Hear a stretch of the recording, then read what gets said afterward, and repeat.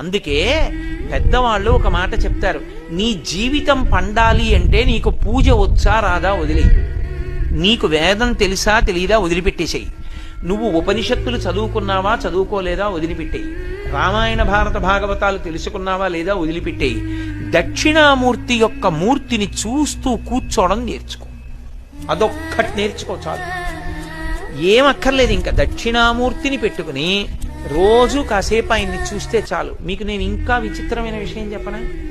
చంటి పిల్లలు కొంచెం కొంచెం పెరిగి పెద్దవాళ్ళు అవుతున్నప్పుడు ఇంట్లో అందమైన దక్షిణామూర్తి విగ్రహం ఉండి, విగ్రహం అంటే ఫోటో కనీసం ఉండి, పిల్లలు కాసేపు దాని వంక చూడడం అలవాటైతే మీరు చూడండి, నేను యథార్థం చెప్తున్న, పెద్దలు నిర్ణయం చేసింది, వాళ్ళు కళ్ళు తిప్పి ఆడుకుంటూ ఆడుకుంటూ పాకడం కూర్చోవడం వచ్చినప్పుడు చూసినప్పుడు వాళ్ళు నిశ్చలంగా కాసేపు ఇలా దక్షిణామూర్తి వంకే చూస్తారు. పిల్లలు చిన్న